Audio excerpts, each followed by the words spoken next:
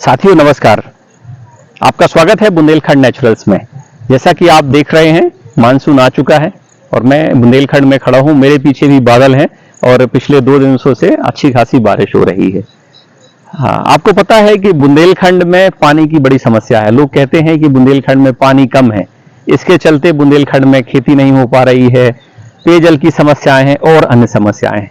लेकिन मेरा जो पिछले 20 वर्षों का अनुभव है, मेरा ऐसा मानना है कि बुंदेलखंड में पानी कम नहीं है, बुंदेलखंड में पानी पर्याप्त मात्रा में बरसता है। यदि हम वर्षा जल की बात करें तो बुंदेलखंड में 800 mm से लेकर के 900 mm तक वर्षा होती है। वहीं दूसरी तरफ यदि हम देखें, विश्व में इजराइल एक देश है जहां पे 200 mm से लेकर के 300 mm तक वर्षा होती है। अगर हम बुंदेलखंड की तुलना इजराइल से करें तो लगभग दुगने से 2.5 गुने तक अधिक वर्षा होती है बुंदेलखंड में। लेकिन हम बुंदेलखंड वासियों का, विशेष तौर पे हम किसानों का दुर्भाग्य है कि हम जो हमारा वर्षा का पानी होता है वो पानी बरसता है और हमारे खेतों में गिरता है और हमारी खेत की जो उपजाऊ मिट्टी होती है, आपको पता है साथियों कि खेतों की लगभग जो 6 से 9 इंच ऊपरी मिट्टी होती है वो उपजाऊ मिट्टी होती है।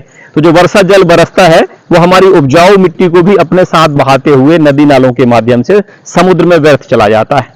जिस पानी का उपयोग हम बुंदेलखंडी या हम पूरे भारत में नहीं कर पा रहे हैं, मैं प्रवेश में बात करूंगा बुंदेलखंड की, लेकिन वैसी ही स्थितियां पूरे भारत में है। तो हमें इसके लिए क्या करना होगा? मैंने एक किसान होने के नाते छोटा सा प्रयास किया। मैंने अपने खेत में मेढ़बंदी करी और अपने खेत में खेत तालाब बनाया। मेढ़बंदी किसे कहते हैं? खेत में चारों ओर से खेत के मेढ़े बनाना। मेढ़े इसलिए बनाना कि जो वर्षा जल बरसने वाला है वो वर्षा जल हमारे खेतों में बरसता है और मेढ़ ना हो पाने के कारण वो खेतों से बाहर चला जाता है। अगर हम मेढ़ बना देंगे अपने खेतों में तो मेढ़ बनाने से क्या होगा कि वर्षा जल हमारे खेतों में ही इकट्ठा होगा पहले तो, और खेत में इकट्ठा होकर के वो खेत के नीचे सतहों में जाएगा, यानी कि खेत की प्यास को बुझाएगा। और जब खेत की प्यास बुझ जाएगी तो वो जल मेढ़ों के ऊपर से ओवरफ्लो होता हुआ खेतों से बाहर निकलेगा। तो इसके लिए हमें क्या करना है कि चारों तरफ खेत में हमें मेढ़ और नाली बना लेनी है, और वो नाली और मेढ़ ला करके हमें अपने खेत के उस हिस्से का चयन करना है तालाब बनाने के लिए जिस हिस्से में प्राकृतिक तौर पे पानी रुकता है। इससे क्या होगा कि वास्तविक तौर पे उसकी जो ढलान होगी हमारे खेत की वो उस तालाब तक पहुंचेगी, तो आसानी से हमारे खेत का जो पानी होगा ओवरफ्लो वाला पानी होगा। या हम खेतों में, फसलों में फ्लड एरीगेशन के माध्यम से पानी लगाते हैं तो वो पानी हमारा जाकर के हमारे तालाब में इकट्ठा होगा। जो पानी अभी तक इससे पहले खेत से बाहर व्यर्थ जा रहा था। और खेती का मूल सिद्धांत है कि किसान के पास बीज स्वयं का, खाद स्वयं की और पानी स्वयं का होना चाहिए। यदि ये 3 चीजें हमारे पास है तो हमारी किसानी भी बहुत अच्छे से होने वाली है। तो हमें जो तालाब बनाना है उस पानी को इकट्ठा कर लेना है।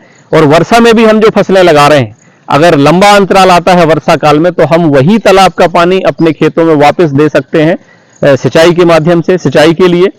और बात करूंगा मैं अपने किसान साथियों से, मित्रों से चर्चा करता हूं कि भाई हमें खेत में तालाब बनाना है, मेढ़बंदी करनी है और वर्षा जल का संचय करना है, क्योंकि पानी को बनाया नहीं जा सकता, केवल बचाया जा सकता है।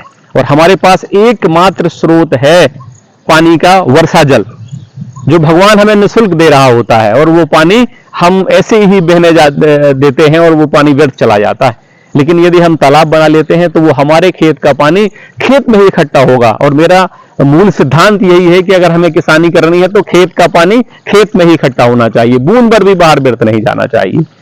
तो हमारे किसान साथी कहते हैं कि भैया हम तालाब तो बना लेंगे लेकिन उस तालाब से हमें कोई आय नहीं होगी, वो जो भूमि है हमारी वो व्यर्थ चली जाएगी। तो मैं उनसे कहता हूं कि हमें मात्र अपने खेत के जो हमारा कैचमेंट एरिया है उसका 5 से 10% ही तालाब बनाना है। और उस हिस्से में जिसमें आपने तालाब बनाया है उस हिस्से में आप अतिरिक्त आय कैसे करेंगे, इसके लिए हम अपने यहाँ पे, हमारे यहाँ पे भी हम लोग कर रहे हैं ये। हम उस तालाब में मछली पालन करते हैं। यदि आप चाहें, मछली नहीं पालना चाहते हैं तो सिंघाड़े की खेती, मखाने की खेती, मोती की खेती, अन्य चीजों आप करके उससे लाभ ले सकते हैं। और तुलनात्मक अध्ययन के अनुसार अगर 1 बीघे खेत से आप साल में 10,000, 15,000, 20,000 भी आमदनी करते हैं खेती करके, तो उस हिस्से से 1 बीघे में जो आपने तालाब बनाया है आप उससे 3 और 4 गुना आय भी कर सकते हैं। यानी कि आप 1 बीघे से लगभग 80,000 से लेकर के 1 लाख रुपए की मछली का ही आप प्रॉफिट ले सकते हैं। अगर आप देखें खेत की मेढ़ें हमारी बेकार पड़ी होती हैं तो उन मेढ़ों पे हम चारों ओर ऐसे वृक्ष लगा देते हैं जिसमें टिम्बर प्लांट्स होते हैं, मेडिसिनल प्लांट्स होते हैं, फ्रूट प्लांट होते हैं, तो ये हमें आमदनी का अतिरिक्त एक सोर्स मिल जाता है। इसके साथ ही जो खेत के बंड होते हैं वहां पे हम सब्जियों की खेती कर सकते हैं। और वर्षा काल में अगर हम सतही लेवल पे या निचले खेतों में फसलें लगाते हैं तो उन खेतों में पानी भर जाता है, जिससे वो फसलें सड़ जाती हैं, खराब हो जाती हैं।